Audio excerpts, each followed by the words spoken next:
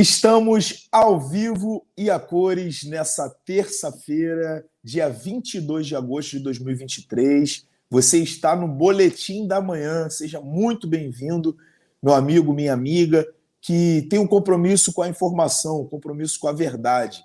E aqui no Boletim da Manhã, você começa o dia bem informado, com as notícias que a mídia convencional não vai contar para você. Meu nome é Leonardo Leão e eu estou acompanhado dos meus amigos de bancada, que eu vou convidar para participar aqui desse papo. Hoje a gente tem muitos assuntos para a gente abordar. E de início eu já quero convidar você a se inscrever aqui no nosso canal da Sou Mais Brasil.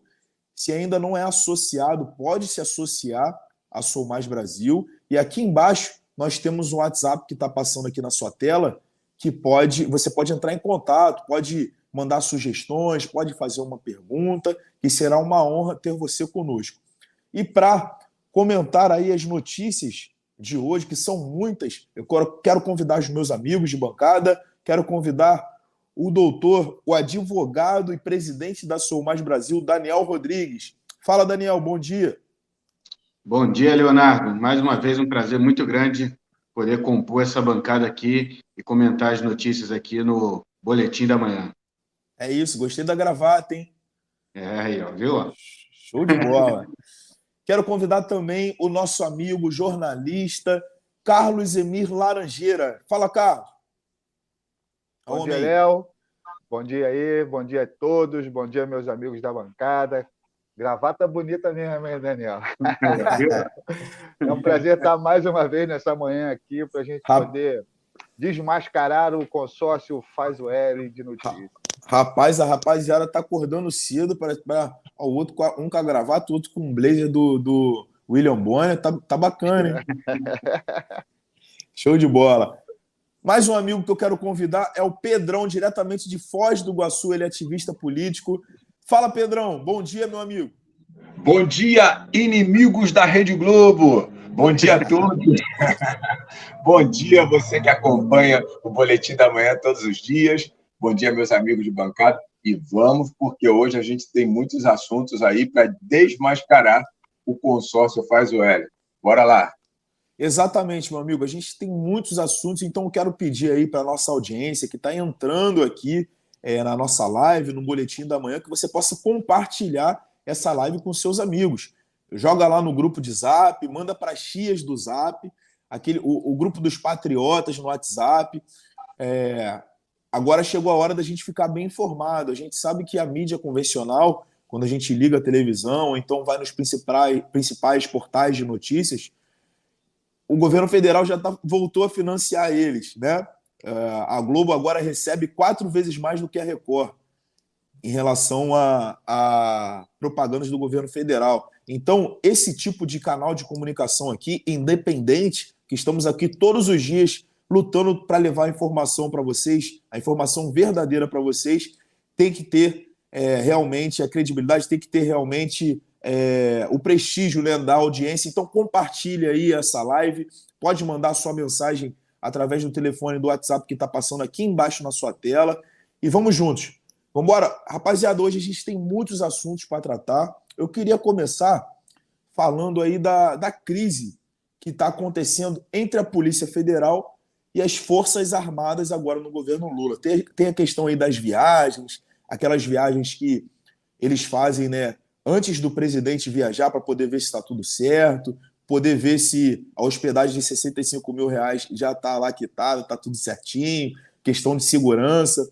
E está rolando uma crise, parece que não querem viajar tanto, uma galera não quer deixar a outra viajar tanto. Vocês estão acompanhando isso? Fala aí, Daniel, como é que você está acompanhando essa crise aí da Polícia Federal com as Forças Armadas brasileiras? Rapaz, a crise está feia. A crise está feia, porque ali é uma briga, no final das contas, sendo uma briga de poder, para estar perto ali do poder. Está uma força tentando contra a outra. Está aí a Polícia Federal abrindo investigações contra militares, tem militares aí já pensando em algum tipo de retaliação à Polícia Federal. Para você ter uma ideia, saiu uma matéria agora, 4h30 da manhã. Você vê como é que está o clima de tensão entre a PF e as Forças Armadas. 4h30 da manhã saiu matéria falando que o Ministério da Defesa pediu informações à Polícia Federal para punir os militares que teriam tido contato com o Walter Delgatti Neto, que foi condenado agora a 20 anos de prisão, né? Já estava preso e agora foi condenado a 20 anos de prisão. E aí parece que a Polícia Federal quer avançar em cima dos militares e as Forças Armadas estão falando em proteger a reputação aí das Forças Armadas em si, né? Então, assim, o clima está bem tenso pelo que a gente está vendo. E interessante você falar sobre isso, Daniel, porque você falou também da questão do Delgatti, né, que agora tem 20 anos de cadeia para cumprir. Eu tenho uma opinião sobre isso também, mas eu não vou entrar agora nesse tema, porque a gente está falando em relação à crise da Polícia Federal e das Forças Armadas.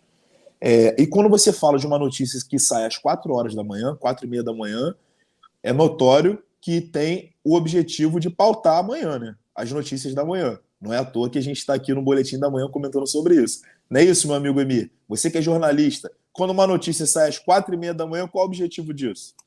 Tem 2 objetivos: ou informar ou começar a justificar a narrativa. Infelizmente, atualmente, a gente tem que prestar muita atenção no tipo de notícias que estão acontecendo e estão rolando, porque o intuito de manipular a opinião pública é notório. Que o PT não tem nenhum apreço pelas Forças Armadas, isso já é histórico, nós sabemos. Essa questão, na minha opinião, eu acho que é mais uma tentativa de criar um embate entre as Forças Armadas e o governo federal, não só pelo fato dessa questão dos policiais federais não poderem andar nos aviões da FAB, que saiu aqui uma nota saiu que o Exército ele afirmou aqui que não há qualquer tipo de ingerência sobre os passageiros nesses voos que a Polícia Federal, que o governo faz antes, a equipe vai antes do presidente para fazer toda aquela varredura no local, questão de segurança, e o Exército informa agora que isso não passa de mentira. Então, como nós temos hoje uma questão política muito forte dentro das Forças Armadas, dentro da movimentação da PF, com a interferência nítida do ministro da Justiça nas ações. Eles estão pautando, na verdade, o governo está pautando não só as ações da Polícia Federal, como também a mídia. Então, quer dizer, nós temos hoje acontecendo uma criação de narrativa em cima de narrativa, exatamente para poder fazer uma confusão na cabeça da gente e a gente não saber o que pensar. Então, quer dizer, como eles constroem uma narrativa onde você começa a achar que está tendo uma briga institucional entre as Forças Armadas e a Polícia Federal, você já cria uma instabilidade na segurança. Então, criando essa estabilidade na segurança, aonde que o PT cresce? Aonde que a esquerda cresce? Nos conflitos sociais. Eles crescem exatamente quando a sociedade começa ou se desorganizar, ou se desesperar, ou então não acreditar mais que algo vai acontecer ou que possa mudar.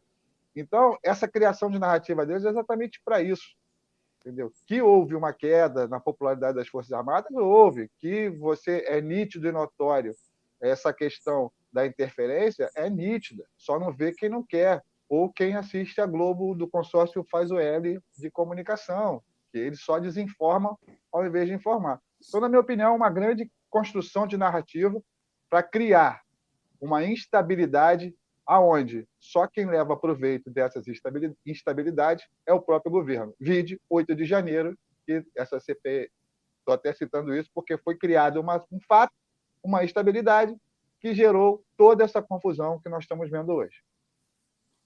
É verdade, Emir. O que você está falando é verdade. E uma coisa a gente tem que lembrar, o povão que nos assiste, né, a galera, os patriotas que nos assistem, que tudo é política. Às vezes a gente fica desacreditado de, poxa, as coisas não estão bem como eu imaginava e tal, mas se a gente abandonar, aí que eles vão fazer a festa, meus amigos. Exatamente. É aí que eles vão fazer Para você ver, a Polícia Federal está em crise com as Forças Armadas. 2 instituições que estão de Estado que estão tendo a política, né, traçando ali os próximos dentro das suas organizações. Então, se a gente abdicar da política, abdicar desse cenário político, não fazer mais política, a gente vai deixar tudo na mão deles. Não é isso, Pedrão? O que você lembrando tem a dizer? Que o presidente Bolsonaro Daniel. foi acusado de interferir tanto nas Forças Armadas quanto na Polícia Federal. E agora a gente está vendo quem interfere de verdade, né?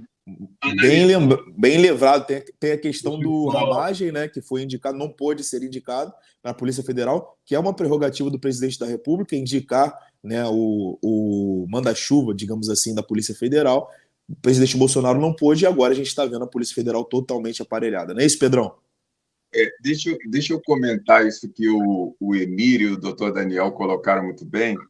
Eu vejo que essa instabilidade jurídica que está sendo criada entre a Polícia Federal e as Forças Armadas, ela corrobora com o pensamento que a gente vem desenvolvendo e vem enxergando nesse governo atual de dominância.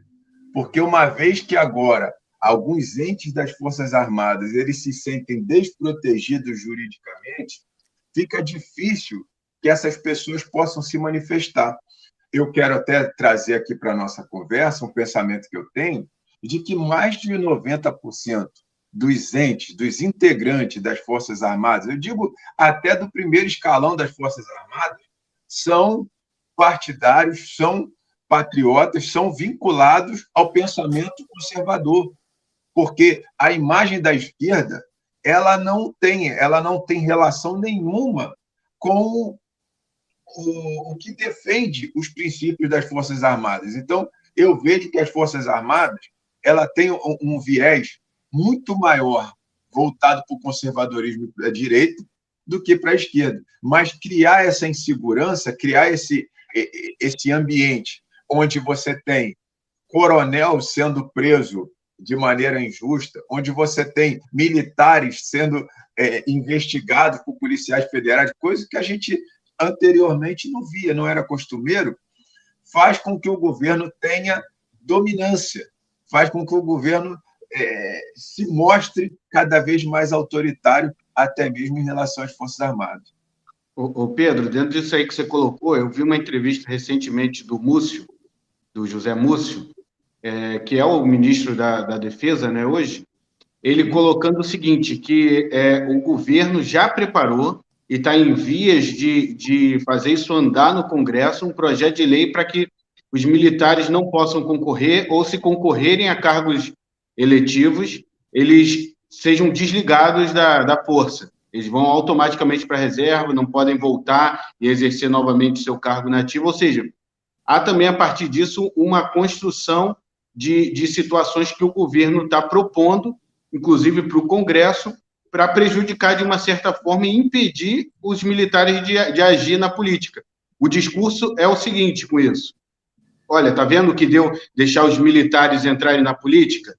Eles são corruptos. Se eles entrarem na política, eles vão se corromper. Nós não podemos deixar eles entrarem na política. Temos que criar artifícios para dificultar essa entrada deles na política.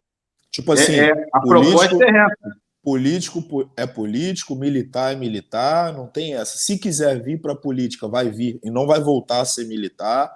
Então, vem sabendo aonde que você está entrando, é tipo isso. Certos pensamentos. Pode falar, Emílio, fica à vontade. Um ponto importante, que chamam a gente de teoria, os teóricos da conspiração, né? Mas tudo que nós falamos lá atrás está acontecendo hoje. Uma coisa que está passando despercebida é que o ministro Flávio Dino quer criar a sua Guarda Nacional. O que seria uma Guarda Nacional? Seria uma milícia ligada diretamente ao governo, coisas onde só países de ditadura têm. Então, o que eles estão criando? A narrativa de confronto entre a Polícia Federal e o Exército, criando essa instabilidade, gerando caos entre as instituições, diminuindo, na verdade, a aceitação da população junto a elas. Qual é a solução mágica, que Marx já escreveu isso lá atrás? É a criação de uma força paralela, uma Guarda Nacional, como tem no México, como tem na Venezuela, como tem na Nicarágua, como tem em Cuba. E quem vai dominar essa força nacional? São militares? Não.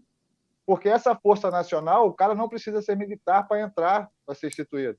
O que está acontecendo nas fronteiras do país hoje em dia? O narcotráfico está entrando. Nós temos um movimento terrorista MST, que é um movimento terrorista que é treinado pelo narcotráfico. Então, você tem, literalmente, um movimento de tirar a credibilidade das instituições, é o que eles fazem de melhor. Eles atacam a reputação não só da pessoa, como também das instituições. Então, eles atacam, criam as narrativas para poder ir caminhando com o seu plano nefasto da implantação do comunismo aqui no Brasil. Então, quer dizer, vai dizer que eu sou teórico da conspiração?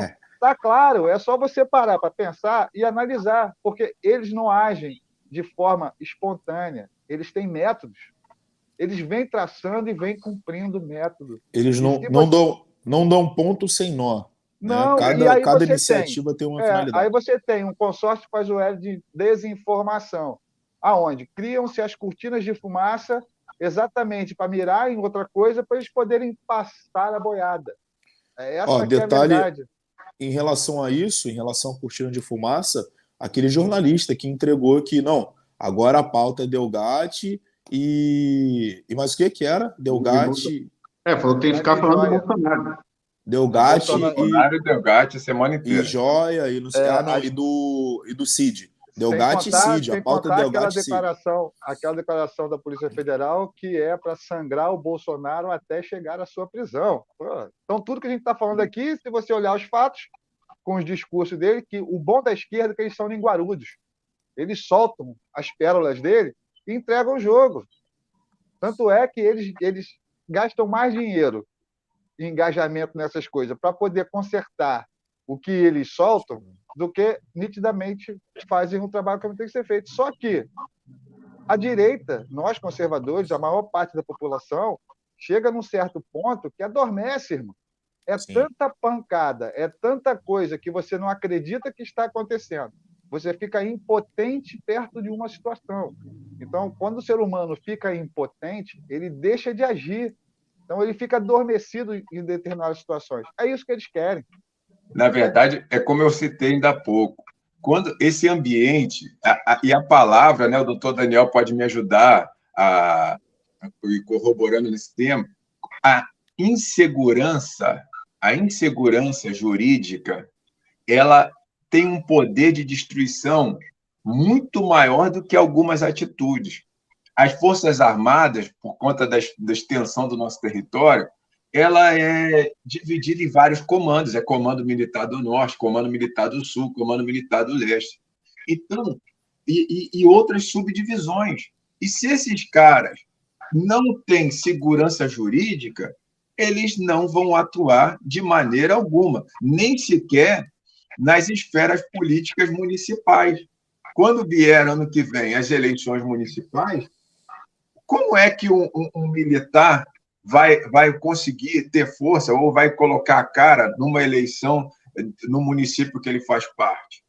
Se ele tem insegurança, se ele não sabe o que pode acontecer juridicamente. Então, fica muito difícil. Eles começam a agir. Na verdade, a esquerda, ela observou muito bem tudo o que aconteceu nos últimos anos. Um fortalecimento da direita, um fortalecimento das Forças Armadas como instituição. Eu gosto até de chamar a atenção nesse ponto, nas diversas discussões que eu participo, de que as Forças Armadas, ela não atendeu o anseio de uma parte da direita, mas não deixa de ser um instrumento patriota, um instrumento de força, de proteção dos interesses que nós corroboramos. Então, eu não tenho dúvida que a gente tem que continuar acreditando nas Forças Armadas. Sim. Tem muita gente ali dentro que pensa como a gente e que vai nos ajudar, sem dúvida, a construir o futuro que a gente vem lutando tanto. Exatamente, Pedrão. Eu acho que... Rapidinho, tem que diferenciar o seguinte: as Forças Armadas não é o alto comando. Isso aí, exatamente. A tropa, os coronéis, os capitães, os soldados, isso sim são as Forças Armadas. O alto comando, os generais brigadeiros de 5 estrelas e tal, nós vimos do que eles são capazes. E nós vemos agora, no decorrer do discurso... Sim, e os que estão nessas posições de topo são escolhas políticas. A gente tem agora foi o ministro do STM, Superior Tribunal Militar. Ele foi piloto do avião do Lula. Do Lula. Entendeu? Então, assim, são escolhas políticas que realmente não refletem no que é a tropa, no que são as Forças Armadas em si. É por isso que o Lula se reuniu recentemente e já prometeu aumento aí nas diárias de viagem para os militares. Ele está tentando comprar, de uma certa forma, um apoio, principalmente dos que estão no topo, ali da hierarquia, da cadeia hierárquica das Forças Armadas, também tentar ali os oficiais, vamos botar de uma certa forma assim, oferecendo algumas vantagens como aumento de diária, mas acho que os militares não vão se vender por isso. Até para implantar uma ditadura, você tem que ter a força militar ao seu lado. Exatamente. Se você não tiver a força militar ao seu lado, você não implanta a ditadura. Eles entendem por que querem desarmar a população? Eles querem desarmar a população exatamente por causa disso. A arma, a posse de arma, não é para defender o cidadão contra o bandido. É para defender o cidadão contra o Estado. Totalidade. Essa é a premissa. Básico da democracia, da premissa. Está na Constituição americana. E o porte de arma é para defender contra a opressão do Estado. Não função para defender, para acabar com a criminalidade, é da polícia, é do Estado, não é do cidadão armado.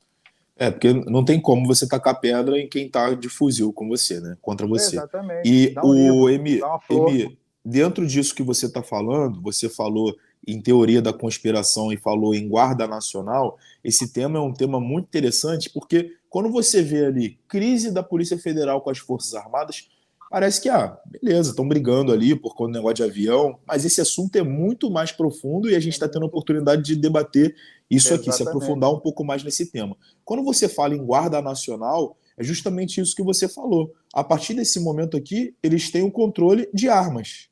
Exatamente. Então, hoje, quando você tem prisões arbitrárias, você tem decisões monocráticas, hoje está relacionado a prisões, a censura, etc. Amanhã pode estar relacionado à morte.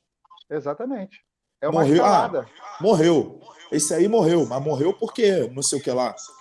Mataram agora o candidato aqui foi no Equador, né? Equador. Mataram o candidato. Então, para você ver, e o narcotráfico é a Guarda Nacional, é a Força Nacional, vamos botar assim. Exatamente. É esse poder paralelo. Vê o México no que se transformou. Exatamente porque o narcotráfico tomou o poder. Outra coisa que eu anotei que você falou, Emi, você falou, a esquerda é muito linguaruda, né? Eles vão entregando os pontos que eles vão comentando. Existe um escritor famoso, que eu não vou falar aqui, porque acredito que ele tem um viés de esquerda, que ele fala que o homem ele tem 3 desejos, né? Ele tem desejo pela riqueza, pelo poder e pela glória. Hoje você vê muito desses esquerdistas aí com riqueza e poder. O que falta para eles é a glória. O que é a glória? É falar, não, a gente está fazendo isso, isso, isso. É o Lula falar, eu viajava o mundo falando mal do Brasil. E era bonito de se ver, falar que Brasil tinha não sei quantos milhões de crianças de rua. Tem esse vídeo. Não é nem a busca da glória, que eu acho que isso não é nem questão de glória, é questão de massagear o próprio ego. Exatamente isso.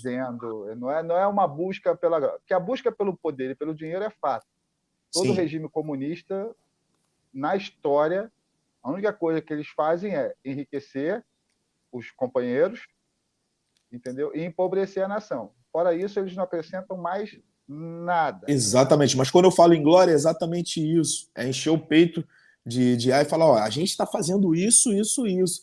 Não, então, quando eu falei na questão que eles são linguarudo, é porque eles são cérebro derretido mesmo.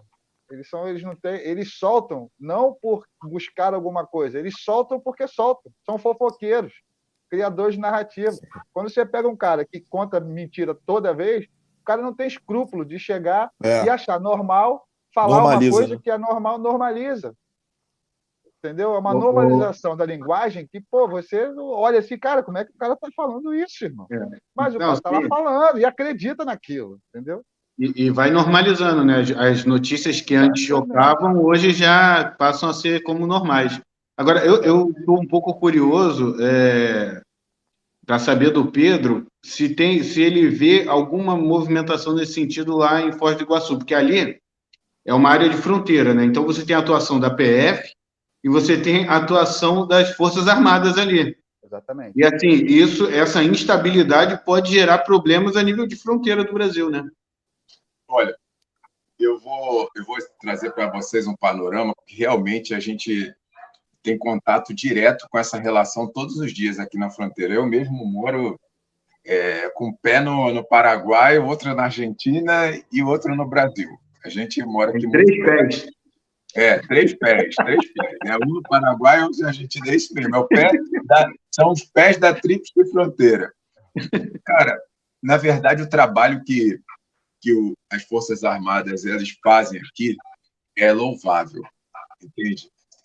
Infelizmente, a imprensa não divulga, mas as Forças Armadas ela é o tempero do que a gente tem de sociedade brasileira hoje, cara. Porque o que é apreendido de drogas que entra aqui na fronteira todos os dias, o trabalho que as Forças Armadas fazem aqui na fronteira é excelente. Eu tenho que falar a verdade, isso aqui é um local para a gente falar a verdade, e que é de se enaltecer quando você tem a operação da PRF na fronteira, na aduana, do Exército na aduana, é um dia onde mais se apreende drogas aqui na região toda. E é todo dia, isso é constante. Uma pena que não é divulgado para o Brasil inteiro o trabalho que esses caras fazem. Porque se você pensa no território nacional, no tamanho do território nacional, vocês entendem que o volume de drogas que entra para o Brasil é muito grande. Então, esses caras têm um trabalho diário muito grande para impedir que a balbúrdia realmente tome conta do Brasil de fato. Em relação à PF, aqui na região sul, a convivência é respeitosa.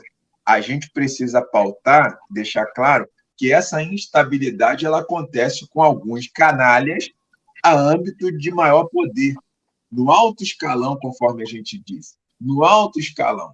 E aí são pessoas brigando por esse poder, por esse interesse próprio, pessoas que aceitam se vender, aceitam fazer coisas que estão fora da Constituição, e é um ambiente que a gente não atua, porque, como diz o nosso líder, nosso presidente Bolsonaro, a gente joga dentro das 4 linhas e não vamos abrir mão disso.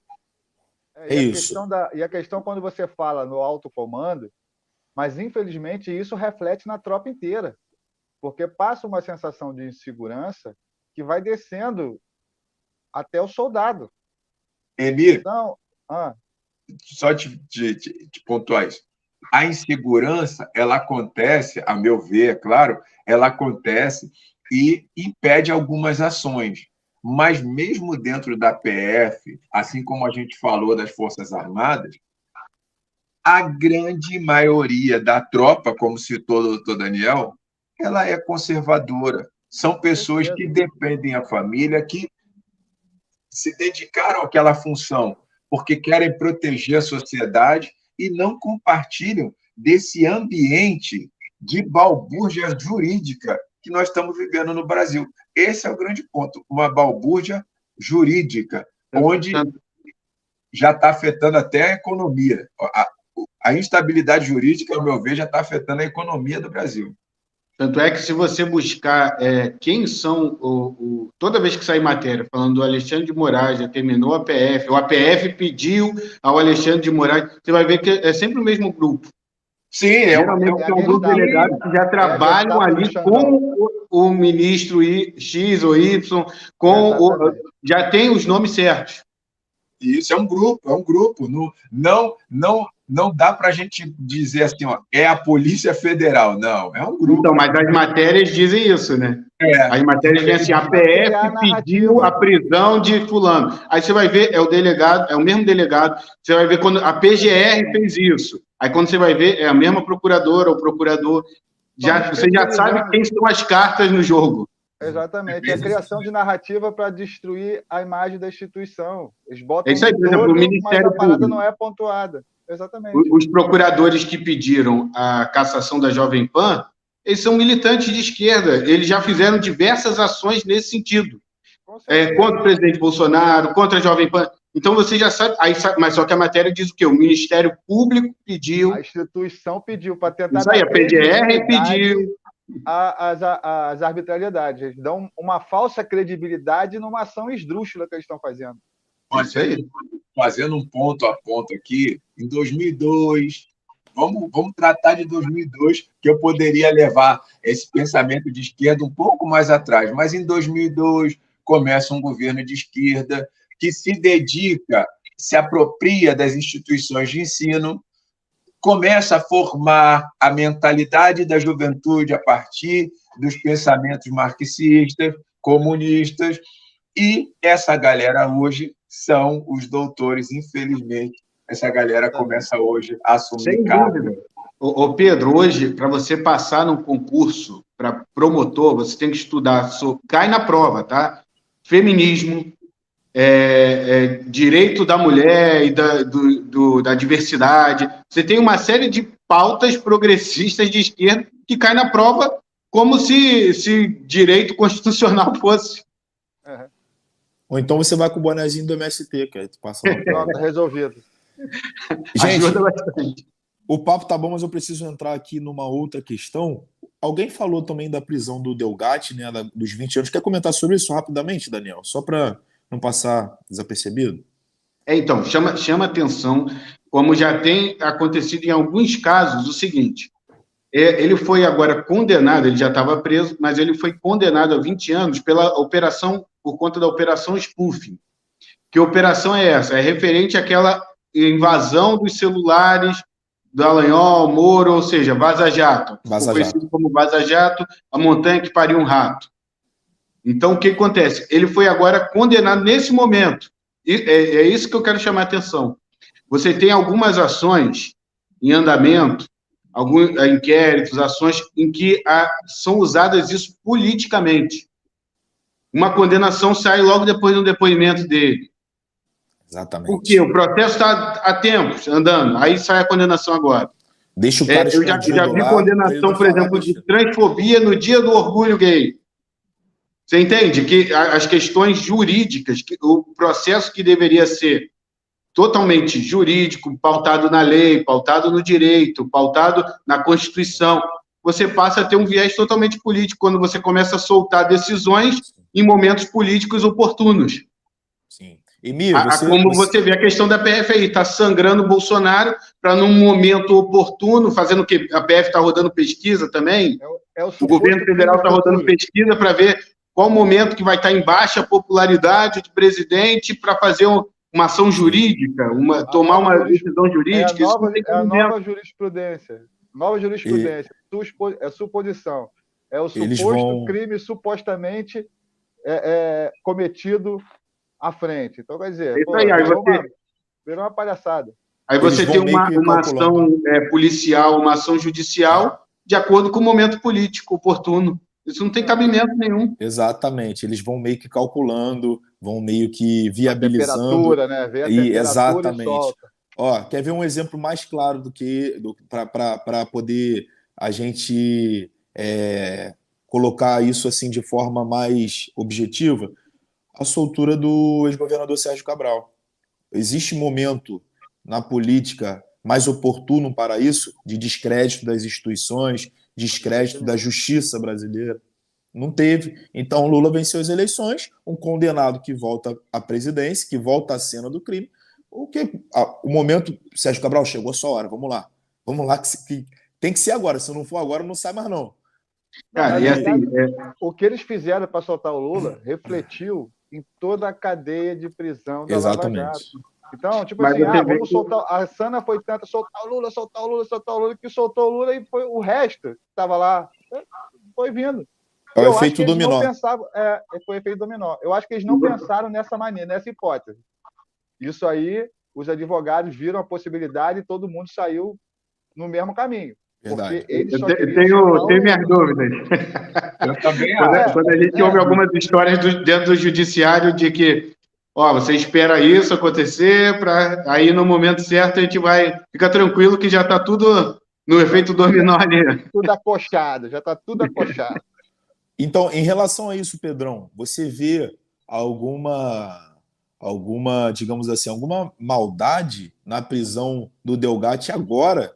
Isso aí tá tramitando há bastante tempo. Por que foi preso logo agora, depois da CPMI? Gente, o Delgatti foi uma bala de prata, um tiro forjado que não deu certo.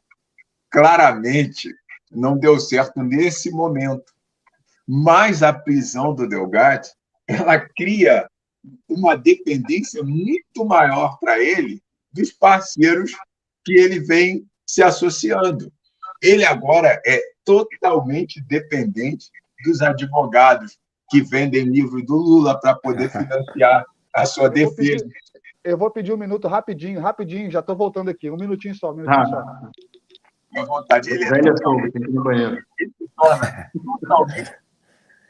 Ele se torna totalmente dependente desse sistema que fala no ouvido dele durante o depoimento dele na CPI. O que ele não estaria disposto a fazer por um indulto, né? Exatamente. Na verdade, e vou te dizer, o Delgatti, ele merece tudo que ele está sofrendo e muito mais. Mas ele é um cara burro, porque as pessoas que se associam para a esquerda, elas são enganadas, elas escolhem o mal, o pior, e é o que vai acontecer com ele. Depois dele ser usado, ele vai ser descartado. E ele, sim, vai tomar 20 anos, depois mais 20, depois mais 15, porque o processo dele é muito complexo. Esse cara é um criminoso quanto mais. Ele não poderia jamais, como citamos há alguns dias, ser levado como um depoimento.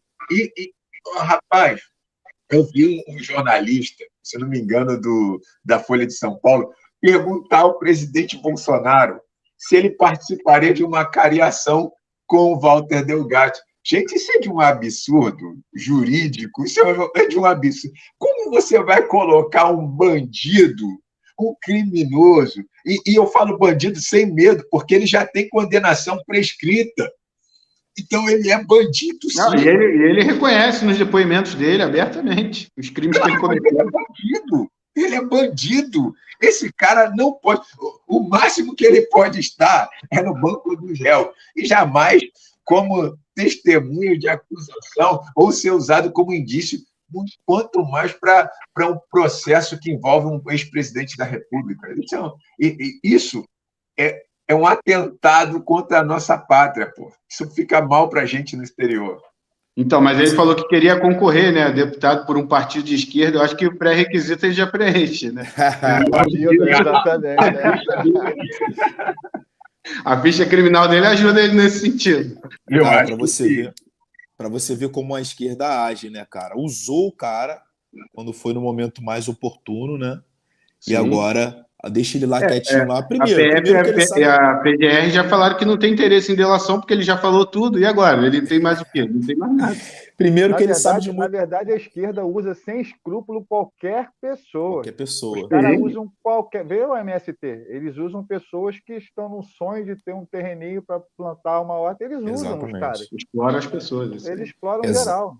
Logicamente que em patamares diferentes da sociedade, né? Exatamente. Como ele era um hacker muito importante, capaz de mudar aí a eleição, vai ficar preso lá, até porque ele sabe de muita coisa, tem que ficar lá quietinho lá. Como ficou o Adélio? O hacker que não sabe gravar o telefone de modo avião. Ai, irmão. Ele é um hacker bobalhão que tentou se aproximar. Para ficar claro, ele tentou se aproximar do presidente Bolsonaro com mentiras essas que ele chegou perto da Carla Zambelli, pelo que deu para entender, dizendo o seguinte: olha, eu tenho aqui provas de que o sistema eleitoral brasileiro é vulnerável. E aí o que a Carla Zambelli fez? Apresentou ele ao presidente Bolsonaro: olha, tem um cara aqui que diz ter provas de que o sistema eleitoral brasileiro é vulnerável.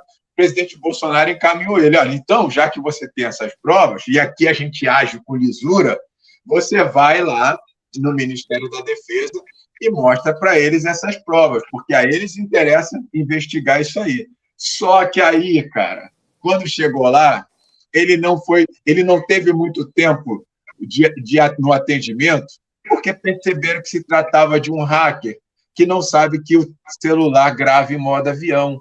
Descobriram que o que ele tinha para apresentar era baboseira, que se tratava ali de um criminoso invasor de celular que, por algum momento, apareceu na história do Brasil por cometer crimes.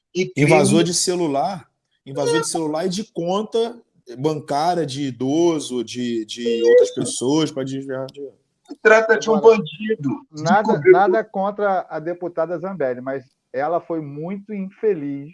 Foi ingênua e infeliz nessa questão de conhecer um cara do nada, num hotel, acreditar em tudo que ele falou e botar o cara sentado com o presidente.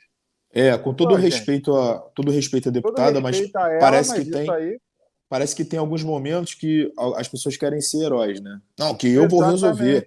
Eu vou desmistificar ou decodificar quer glória, como alguns atores da direita também querem glória. Exatamente. Então, gente, esse assunto do Delgatti deu por encerrado. Pode perceber que ele vai sumir aí dos noticiários, como aquele jornalista tinha falado, para pautar aí a questão do Delgatti e do Cid. Agora o Delgatti esquece, vai ficar lá. Vamos aguardar a próxima narrativa. Daqui a pouco vai aparecer outra coisa.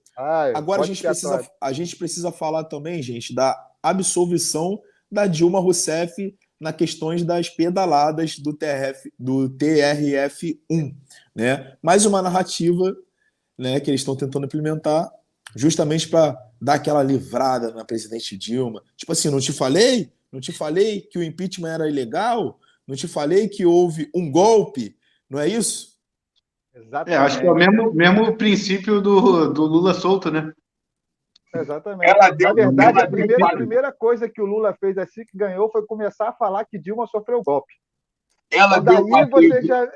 Daí você já vê, meu irmão, se falou lá atrás, vem falando e a imprensa dando palco para essa palhaçada, agora vem essa decisão, credibiliza o discurso da esquerda de que realmente foi um golpe.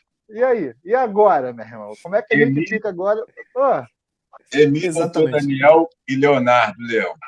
Ela deu um passeiozinho de bicicleta? Ela deu a pedaladinha? Deu a pedalada. Ela deu uma pedalada. Deu a pedalada, deu passadinha, deu um monte de coisa. Ela deu a pedalada. O que o tribunal reconheceu foi que quem deveria punir a Dilma Rousseff seria o TCU? O Senado Federal, entendeu? Que o Senado Mas ela Federal foi punida pelo Senado, sofreu impeachment. Isso. O que eles reconheceram foi apenas isso. E ela já tem a punição devida, que sofreu o impeachment nas duas casas. Mais a narrativa da esquerda, mais para a narrativa, agora toda golpe em cima da Dilma, aí já o golpe em cima de Lula, porque a Lava Jato foi desmascarada, foi desmontada pela esquerda, aí entra... E até esse hacker está envolvido, né? Esse hacker está envolvido na questão da Vaza Jato. Olha de onde eles vêm. E esse cara não tinha ligação com a tal daquela Tibúrcio, entrou em contato com alguns deputados do PT na época? Não teve uma confusão com esse mesmo cara? Olha só. Não, a Manuela Dávila, tal, essa mesma pessoa lá atrás. E depois daí você desmonta a Lava Jato. Aí o cara me aparece de novo agora aqui acusando o Bolsonaro. Da Casa Velha. O mesmo cara que despertou lá atrás, que destruiu a Lava Jato em benefício do Grula, do nosso presidente Lula, tá aí. Olha só, como é que se você... Aí fala que nós somos teóricos da conspiração. Meu irmão, é só você analisar historicamente os fatos, os movimentos.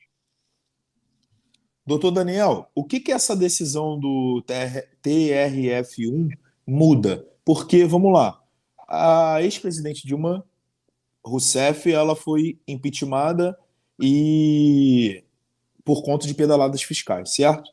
Só que ela pôde concorrer às eleições de 2018. Sim. Né? E perdeu para o Senado em Minas Gerais. Ela tem os direitos de ex-presidente. Não tem? Garantidos. Então, o que muda essa decisão a não ser narrativa? Então, juridicamente não muda nada.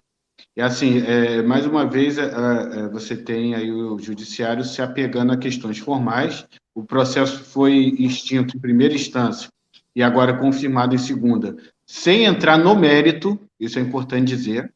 Ele foi julgado sem resolução do mérito, ou seja, não foi julgado propriamente dita a questão de ela não deu pedalada, e no final das contas, a linha de defesa dela era no sentido do seguinte: olha, realmente aconteceu o que aconteceu, não tem como negar, mas ela não teve dolo, ela não sabia, ela não viu. Então, assim, não há uma negativa de que não aconteceu pedalada, foi tudo invenção. Não, aconteceu. A própria defesa dela afirma que aconteceu. Só que a linha não, ela não sabia, porque ela não tinha controle. Aquela velha história de presidente do PT, não sabia de nada. Exatamente. Nunca sabem do que está acontecendo ao seu redor, nunca viu, não sabe, o sítio é do amigo, a pedalada, a bicicleta era de outra pessoa, quem pedalou foi outro, ela não sabia de nada. Mas aí a justiça não entrou nesse mérito. Então, ou seja, a justiça não entrou no mérito de que não aconteceu pedalada, mas sim de que deveria ter sido demonstrado ali o dolo e tal, mas houveram algumas questões formais que não foram preenchidas. Isso não altera nada hoje no cenário jurídico e nem político, a não ser realmente a narrativa do PT ficar levantando, foi golpe, porque nunca aconteceu pedalada, e a gente sabe que não é verdade. E quando a gente parte de um princípio, além de criação de narrativas, isso é método deles, eles também fazem meio que uma equivalência de narrativas, porque tem muitas pessoas que falam que o presidente Bolsonaro está sendo perseguido injustamente. É a famosa equivalência moral. Eles querem fazer uma equivalência moral do que não existe. Exatamente. Então, eles pegam uma coisa. É igual você ver a questão do cartão da vacina. Eles comparam o cartão da vacina no mesmo nível de gravidade do Petrolão. Sim. Chega a ser absurdo. Você para, eu olho a pessoa falando, mas Bolsonaro teve cartão da vacina. Gente, pelo amor de Deus, é nesse nível. Eles igualam a questão da questão moral, eles querem normalizar, na verdade, eles querem normalizar a corrupção e as falcatruas do PT e da esquerda. Eles querem normalizar. Como é que eles normalizam?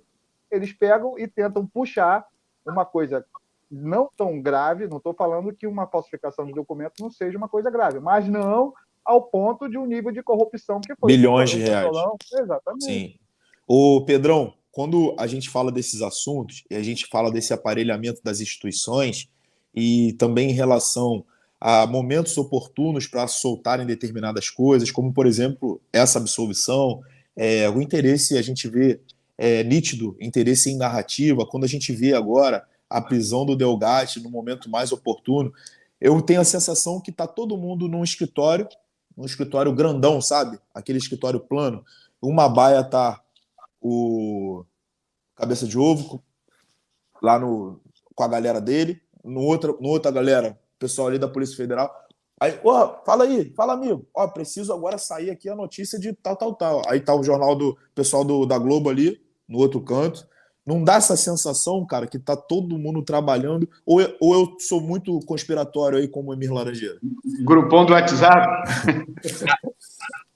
Quem entende um pouco de administração, seja privada ou pública, você consegue pensar o seguinte: o Lula, a gente analisando os discursos, os inúmeros discursos do Lula, tanto em território nacional quanto no exterior, um cara que não para de viajar o tempo todo.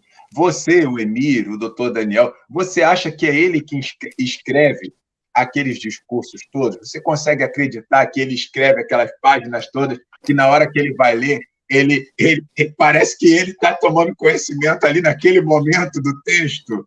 Vocês assustado. Então, não é conspiração o que você percebe, Leonardo. Existe um grupo que administra tudo isso, que orquestra tudo isso, que acompanha diariamente os caminhos, as evoluções, as marés da sociedade. Existe um grupo por trás disso tudo, uma equipe, de fato, que administra tudo isso e que se fala, e que realmente se comunica, e que realmente pauta os temas. e que realmente organiza todo esse contexto. Como você vai pensar que o Lula, com o gabarito que ele tem, com grau, com nível de conhecimento, de escolaridade, de instrução mesmo que ele tem, ele vai coordenar todo esse projeto. Não vem dele. Ele é o personagem perfeito, né? Ele é o personagem perfeito. Aí eu fico uma pergunta: alguém sabe onde está Jair Dirceu? Olha aí, é do time. Então existe um grupo, certamente que existe, de pessoas que são mais preparadas, que pensam muito bem esse contexto comunista, esse contexto progressista, esse contexto de domínio, e que faz esse jogo, que dita esse jogo. E exatamente, uma hora a bola é lançada lá no jurídico, no judiciário, outra hora a bola está na Câmara, e já teve essa madrugada, uma reunião para que seja votado hoje o arcabouço fiscal. Então, assim, o tempo todo tem um time por trás disso aí, e essas narrativas não são por acaso. Hoje, eu observei que 9 de cada 10 veículos de comunicação lançaram a notícia: Dilma é inocentada no caso das pedaladas fiscais. A mesma coisa. Agora, ela não foi inocentada, porque, como bem explicou o doutor Daniel, ela não foi julgada no mérito. Então, não houve uma determinação judicial de que ela é inocente de fato. Não, está em aberto. E aí a gente acompanhou o Congresso, a Câmara dos Deputados, enxergou que houve as pedaladas e ela foi bem vitimada por quem era de direita. E detalhe, Pedrão, você fala sobre isso, vale lembrar que o Alckmin, com o PSDB, apoiou o impeachment da Dilma Rousseff. Né?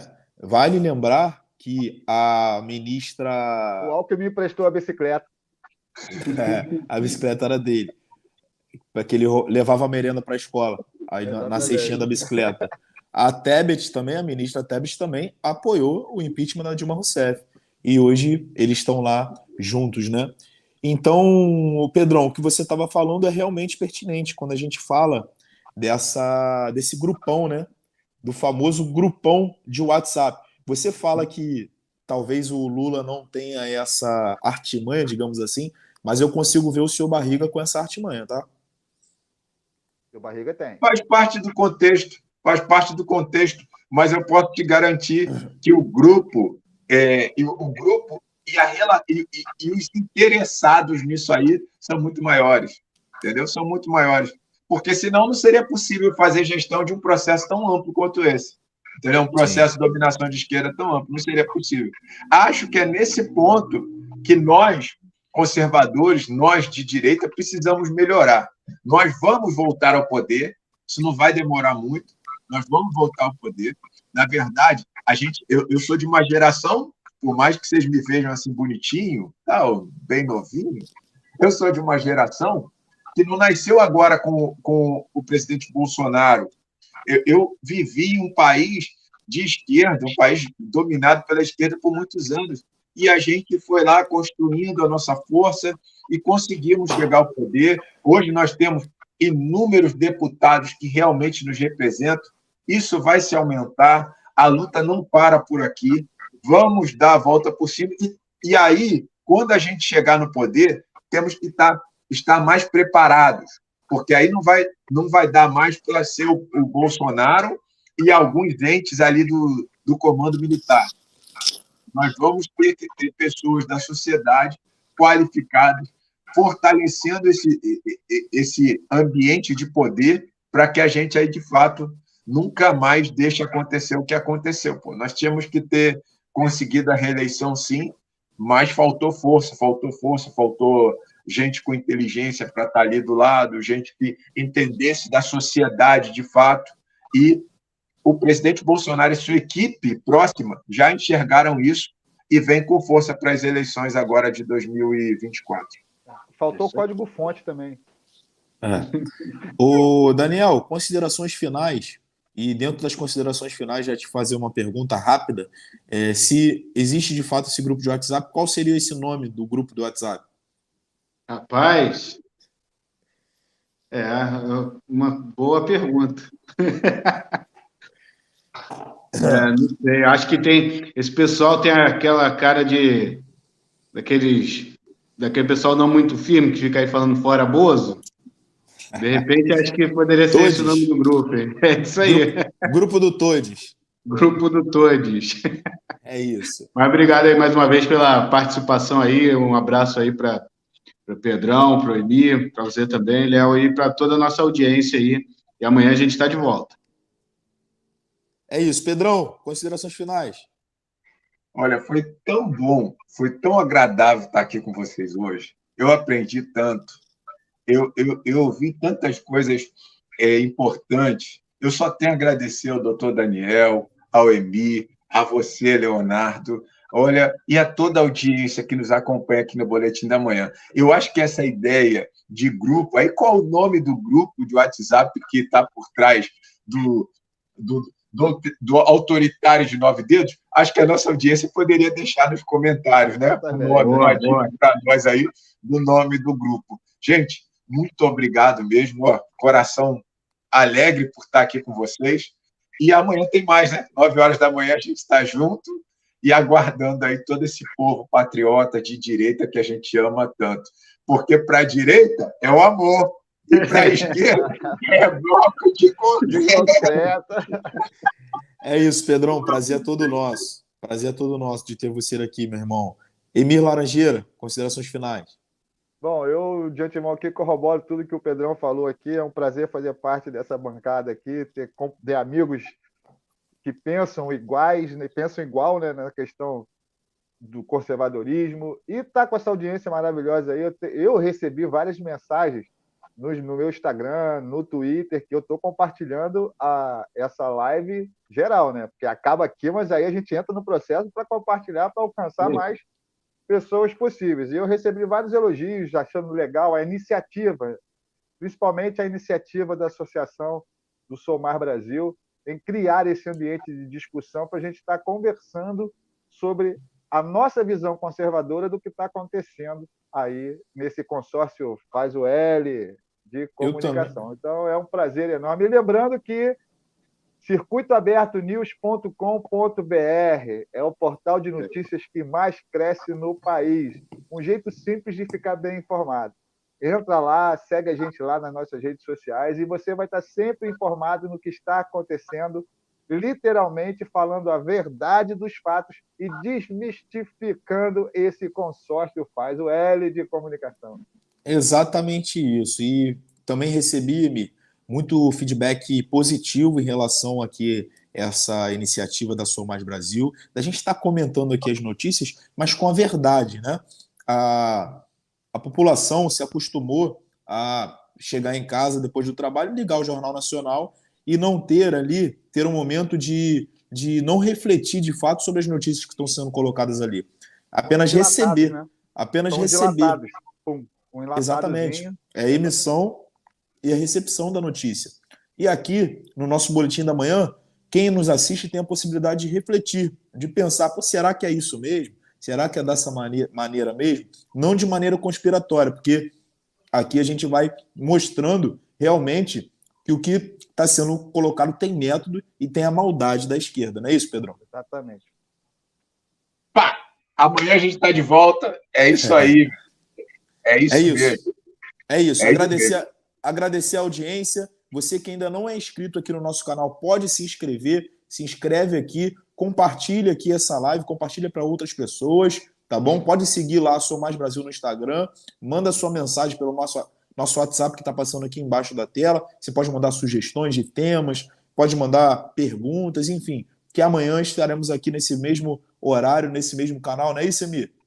Exatamente, no mesmo bate-horário, a gente acorda aí de madrugada para poder estar aqui bonitinho de manhã cedo, né? O dia inteiro trabalhando, mas é um prazer e é um prazer levar informação de verdade para essa galera que curte e acompanha aí a gente nas redes sociais. Valeu, pessoal. Então, até amanhã, 9 horas da manhã, estaremos por aqui novamente. Valeu, até amanhã. Falou. Valeu.